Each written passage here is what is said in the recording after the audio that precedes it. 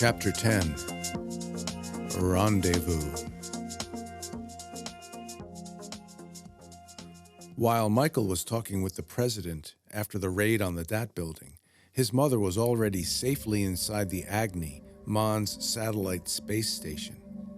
Only a few days earlier, Gloria would have done anything for an opportunity to visit this private floating fortress belonging to the richest, most powerful man in the world, a true hallmark of human engineering and technical achievements.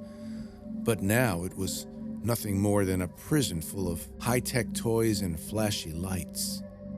Surgeons had already removed and were presently studying a biopsy from an object in the palm of her left hand. Monde watched intently.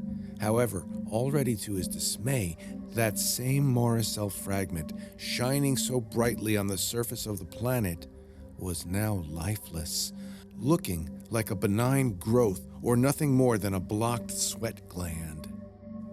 Gloria still retained her supernatural ability to read thoughts and emotions of those around her, but not Monde's. His thoughts were hidden, cloaked in a shroud of darkness, a hideous, deep, cold darkness. Only one thing was clear: his utter frustration over the inactive Morricell. With vapid desperation, he pressed his thumb forcefully against the Morricell fragment, hoping to bring it back to life. Finally, releasing her hand, he sauntered away, back to a wall of monitors and displays. Gloria's arm fell softly to her side in the low-gravity field of the orbiting space station. I don't know what you think you're going to gain by keeping me here, she said finally, gathering enough strength to speak. He immediately stopped what he was doing and turned around slightly in her direction. I sensed you before. Yes, you did, she responded with peaceful confidence through a weak and frail voice. You had many names, some I've never heard of, and some that I have. Ra, Nebuchadnezzar, Nero, Stalin, and now Astan Monde. But the most interesting to me is your original name, Lumiere. His teeth clenched hard behind slightly pursed lips as she once again dared to utter that name. How dare you! He spurted with a deep reverberation of hundreds of male and female souls. Through most of human history and all major conflicts and wars, this collection of individuals were there. The ever-present and always scheming shadow figures who oversaw and implemented the steady and systematic oppression of the human race, whose very nature defined practically every plan for world dominance and conquest. Wherever the machines of war churned, you could guarantee the collective's fingerprints were to be found. And wherever great kingdoms were erected, they would either be the one seated on the throne or the one pulling the puppet strings from above. Other times, when it suited their needs, they would be the voice inciting acts of insurgency and acts of vengeance or terrorism. They knew how to fuel the fire of zealous souls. But this was a first, for a mere human dared to recognize him not as a figure of power or greatness, but as the original host, a young boy named Lumiere from the First World. Yes, I've seen your work, your influences, your tricks, your plans, your evil ideas. And yet, you know nothing about my plans for the human race. You knew nothing of my commission, my calling, he quipped, now turning for the first time to look her squarely in the face. The staff around him started to quake and cower. It was extremely dangerous to be in the same room when his fury was unleashed in moments like this. Slowly, each of them inched toward the door, hoping to retreat without notice. You don't realize the damage you've created. You and your time-traveling companions. All you've done is to impede the inevitable fate of this planet. How much better off this world would have been without your thoughtless meddling. All we ever did was to observe. It wasn't possible for us to interfere. Except for that one time. Yes, that one time. The time you revealed yourself, Miss Fiveland. You know, there were others present. We didn't act alone. Only Enoch mattered to me. Any other visitors were or are of no significance. No, I'm talking about something supernatural. Enough! I do not subscribe to your mythic folklore. This world was bequeathed to me! He blasted, with the rage of 314 incarnations simultaneously expressing their utter disdain. His eyes quivered uncontrollably and violently within their sockets as he brought to voice that chorus of the damned. There were fools from the first world. Fools like Enoch who would entertain such tales. I am not one of them. My one desire has always been to leave this planet and the useless vermin who infest it. He peered out at the surface below, momentarily lamenting over the planet promised to him by the Dark Lord De'ek. The rising sun glistened off the deep blue waters of the Atlantic. Behind his stone-gray eyes was a mind haunted by millions of encounters, episodes, and countless stories, all ending in failure. How the rebellious human heart would always crush yet another perfect plan. With all of his superior knowledge and extraordinary abilities, he could not understand why they would never acquiesce. After all, his knowledge and wisdom could have elevated the entire civilization to greatness far beyond any comprehension of their feeble minds. Then he moved his thoughts back to his current age and the events of only a few days ago when billions of people inexplicably vanished. The other day, the day of the sun, as they call it, I thought at first this would be good fortune, that my reign could now begin. I thought those who would oppose me, that would rebel against me, were all taken away. But no, once again, the plot has thickened.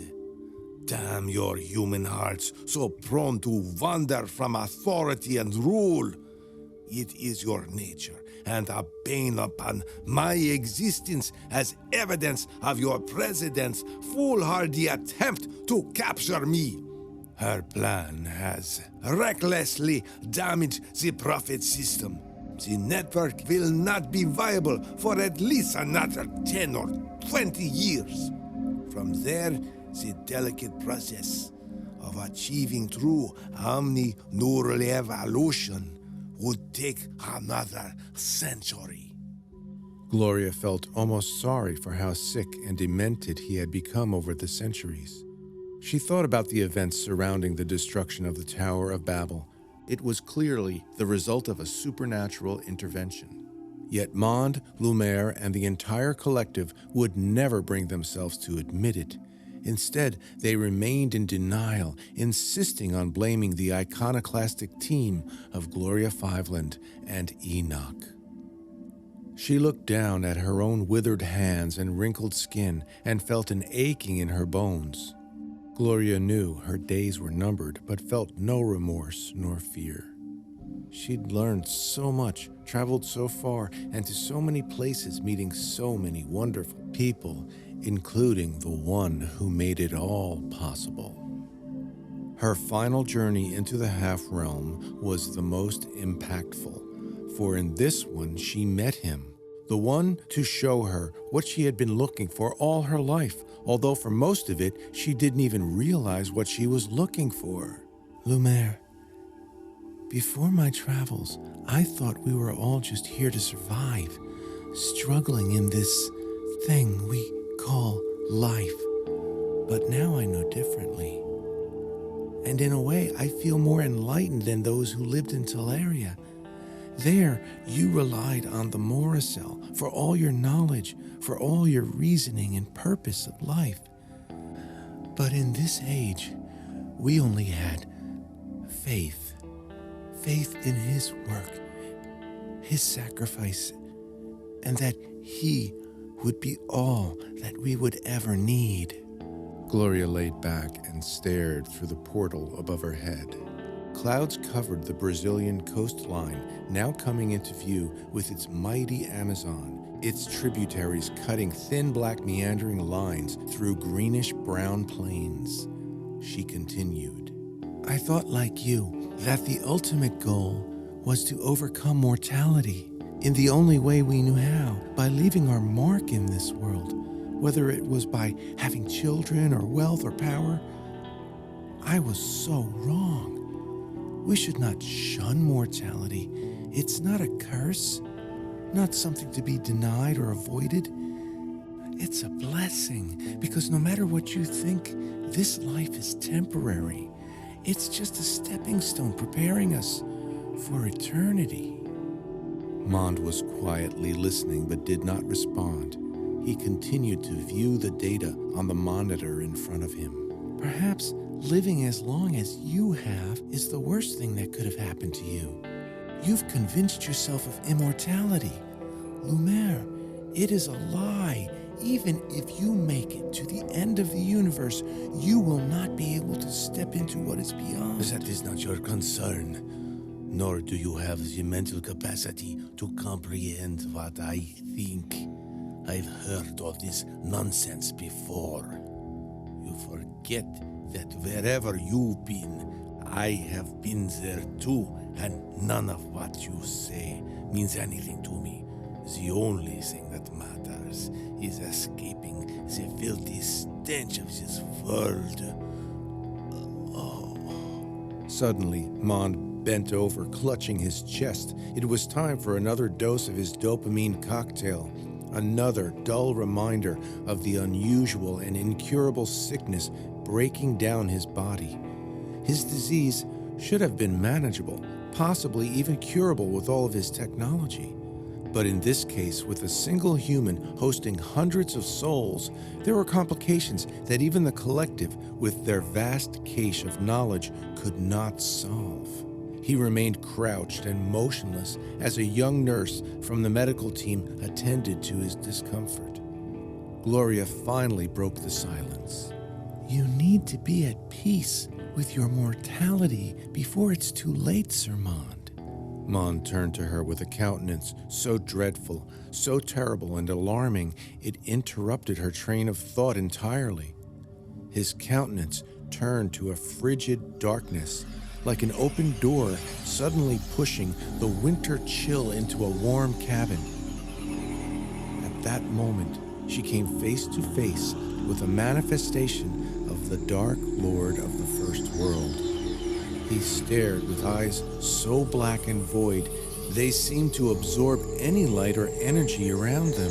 So bleak and barren was his presence, the team had to turn away. A wretched smile spread across his face as he advanced toward her. You are right. There is more to this life. Let me show you, he said, waving to a portal larger than a Picasso masterpiece at the opposite end of the room. Shutters flew open, revealing a strange-looking object just outside that was slowly floating into view. It was a huge, irregularly shaped black mass, 30 meters in length and almost 15 meters at its widest point. It resembled a large bird or reptile, although it wasn't quite organic in nature. It would slowly expand and contract ever so slightly as if it were breathing. He summoned it in a nonverbal way. It responded with faint glows of greenish light leaking from beneath irregular seams and folds along its dark surface. Gloria suddenly sensed the object, It was a Morricell-based vehicle, a very old vehicle indeed. Pointing to it, he said, "Behold, the Black Knight, my ship. The vessel responsible for bringing the collective here. That was before it was crippled. And now you hold in your hand what will allow us to get to our new world, a place where we can create an entire world of those who will remain fully beholden to us. All we need is..." So take it. I don't need it anymore. It's not as simple as that. We must first evaluate all options. I know what your options are. One, you cut off my hand and place it into that artificial circulation device over there. My human tissue may stay intact for a while, but there's no guarantee that the Morricell will cooperate. Two, you try to convince me to join your collective. The better of the two options, but this body is weak, weaker than yours presently. Besides, you know that I won't comply. Quite a conundrum. Your knowledge is impressive. Only the Morricell could have revealed this to you. You're right. But it's interesting. I can read basically everyone's thoughts on this ship except yours. But that's no surprise to you, is it?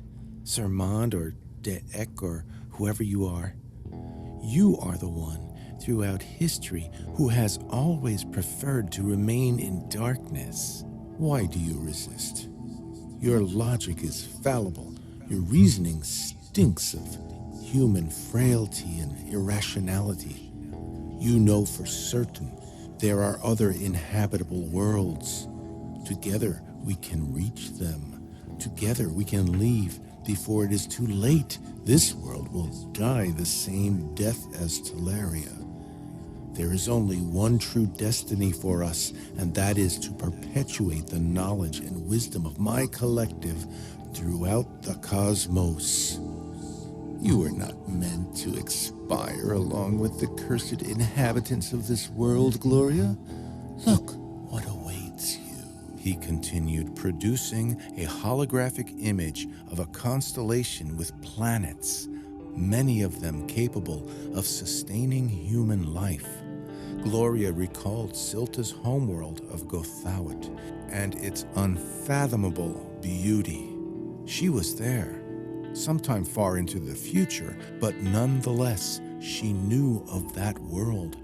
Odd it was that even Monde was not yet aware of a place thousands of light years away that she'd already trodden upon. She still could recall the names of Silta's friends and family. She knew them, their lives, their innocence, and the purity of their hearts. She witnessed Gothawit's glorious highlands and breathtaking coastlines. She felt the warmth of its sun and heard with her own ears the sound of the bird songs. The holographic display revealed even more worlds, some closer, some further away. Flight plans appeared detailing exactly how the Black Knight would get to the closest world only 300 light years away. It was the same flight plan Michael drew for the president in her Situation Room. A planet-wide, pristine Garden of Eden for sure. Another Gothawit, just waiting for her. All she had to do was to say yes. Gloria's eyes widened with wonder, knowing exactly how beautiful and harmonious it could be. Ever since that first encounter with Silta under the Morricell trees, Gloria always wanted to somehow get back there. Her heart started to race uncontrollably. We will journey in suspended animation, frozen in time, he said, as Astan Monde's voice started to take center stage once again through his host body. The Black Knight will transport us on a full complement of humans, only the best specimens. I invite you now, Miss Fiveland, to join us.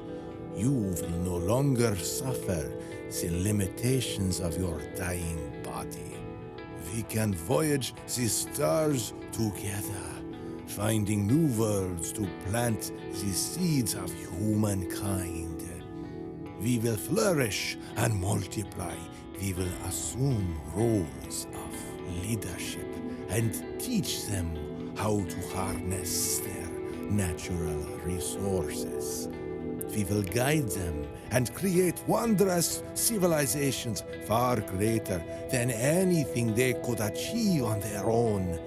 From there, we will expand our knowledge throughout the universe with the guidance of the Ek, the Great. All this awaits us. Along this line, we will journey through this sector. Then we parallel through the... Suddenly, the Maricel fragment started to glow brightly. Gloria's eyes rolled back and she fell into a trance. Her vital signs were dropping precipitously. Monde called for his medical team, who immediately jumped into action, employing every technique known to medical science to keep their subject from expiring. Her condition was critical, and her body was shutting down as the foreign substance in her hand was glowing brighter than ever before. Monde, amazed at its brilliance, called for his science team to record and analyze what was happening. 10 specialists, now hovering over the failing body of Gloria Fiveland, were vying for position. "We're losing her, sir," yelled one of the doctors. "No response to stimulants or any of our resuscitation methods." "Command, we have new trans-dimensional readings coming from the fragment," said yet another scientist, standing chest to chest with one of the doctors trying to save her life. "At this point, the energy readings are so strong, we can commence with the harvesting of free Morrisol energy. Shall we proceed?" Yes. Do it now. Connect it to the Nilka Flash batteries. Hurry! Sir, she's calling you. Hurry, sir, she doesn't have much time. Monde pressed in and looked in the face of the dying woman.